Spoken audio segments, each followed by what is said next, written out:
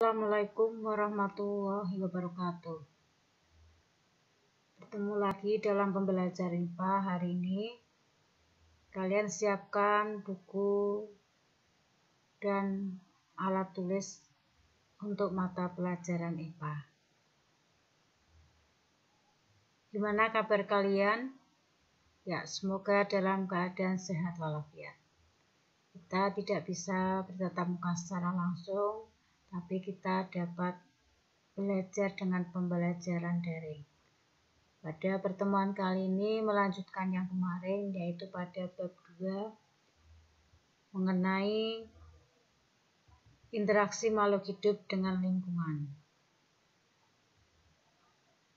Perhatikanlah pada makhluk hidup yang ada di sekitar kamu. Adakah yang benar-benar hidup sendiri terpisah dari makhluk hidup lainnya? Semua memiliki peran masing-masing dan saling berhubungan, yaitu secara langsung maupun tidak langsung. Makhluk hidup pada umumnya akan hidup dan menempati suatu tempat tertentu bersama makhluk hidup lain yang sejenis. Nah, pada materi hari ini yaitu mengenai konsep lingkungan. Pada KD 3.7 yaitu menganalisis interaksi antara makhluk hidup dan lingkungannya serta dinamika populasi akibat interaksi tersebut. Tujuan pembelajaran yang pertama, kalian dapat menjelaskan konsep lingkungan dan komponen-komponennya. Kedua, dapat mengidentifikasi komponen biotik dan abiotik. Nah, lingkungan itu sendiri apa? Adalah segala sesuatu yang terdapat di sekitar makhluk hidup, baik secara langsung maupun tidak langsung, yang mempengaruhi kehidupan organisme tersebut. Nah, di sini pada gambar ini ada makhluk hidup, manusia, tumbuhan, hewan, serta komponen biotik dan abiotik. Di sini ada saling keterkaitan antara makhluk hidup satu dengan makhluk hidup yang lainnya. Nah, itu yang namanya lingkungan. Lingkungan terdiri atas dua komponen, yaitu yang pertama komponen biotik atau makhluk hidup. Seperti apa? Manusia, hewan, tumbuhan, dan jasad renit. Yang kedua komponen abiotik atau makhluk tak hidup. Contohnya misalkan air, tanah, udara, cahaya, dan suhu. Satuan makhluk hidup dalam ekosistem ini ada beberapa bagian. Yang pertama istilah dari individu, populasi, komunitas, ekosistem, bioma, dan biosfer. Nah, ini saya terangkan mengenai satu-satu mengenai satuan makhluk hidup dalam ekosistem. Yang pertama individu. Individu merupakan satuan makhluk hidup tunggal atau satu. Misalnya seekor semut, seekor belalang. Ini yang namanya individu, terdiri dari satu makhluk hidup. Populasi, yaitu merupakan kumpulan individu sejenis yang menempati daerah atau wilayah tertentu pada waktu tertentu. Misalkan di sebuah hutan terdapat populasi gajah. Ini yang sejenis. Misalkan lagi contohnya di lapangan ada beberapa kerbau yang sedang makan rumput. Nah, itu namanya populasi yang sejenis yang sama. Komunitas merupakan kumpulan populasi makhluk hidup di suatu tempat atau daerah tertentu. Di sini saya contohkan pada bagian komunitas di hutan. Terdapat beberapa hewan, diantaranya monyet, gajah, kerbau, dan lain sebagainya. Di sini kumpulan dari beberapa populasi makhluk hidup di suatu tempat daerah tertentu. Misalkan contohnya lagi apa? Sawah, komunitas sawah.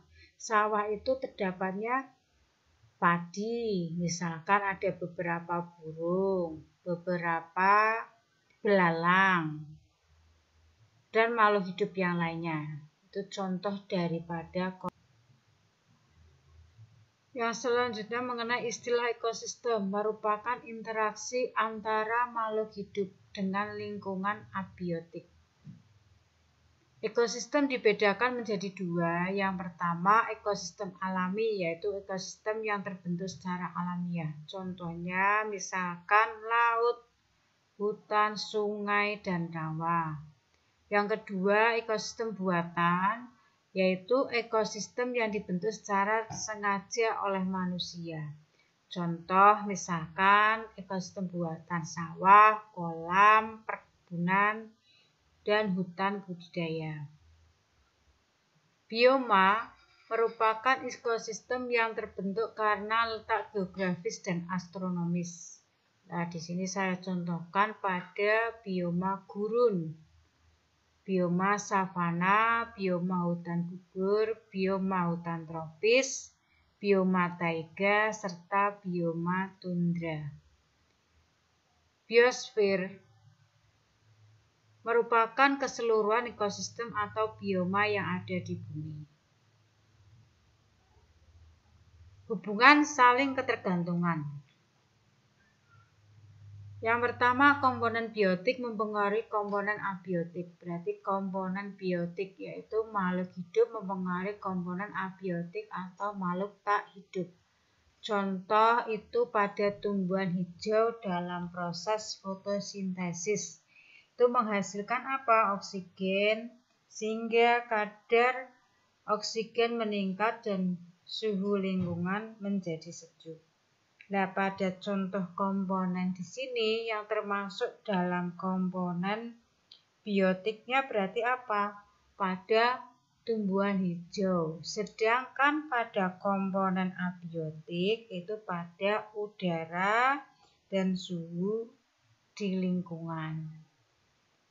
Contoh dari komponen abiotik mempengaruhi komponen biotik, berarti terbaliknya. Berarti komponen abiotik makhluk tak hidup mempengaruhi komponen biotik atau makhluk hidup. Berarti dibalik saja dari contoh satu itu. Misalkan tadi kan pada proses fotosintesis itu adanya cahaya, tanah, air, udara, dan suhu itu mempengaruhi pertumbuhan dan perkembangan tumbuhan. Nah, di sini pada komponen abiotiknya berarti terdapat pada bagian apa? Cahaya, tanah, air, dan udara serta unsur hara. Komponen biotiknya berarti pada apa? Tumbuhan itu dipengaruhi yaitu perkembangannya pada fotosintesis. Nah, di sini pada pertemuan ini mengenai lingkungan, kalian nanti bisa ditulis pada ringkasan materinya ataupun materi video ini, ditulis di buku IPA. Kemudian kalian dapat mengerjakan tugas lingkungan tersebut. Nah, dari materi ini kalian semoga dapat memahaminya. Cukup sekian. Wassalamualaikum warahmatullahi wabarakatuh.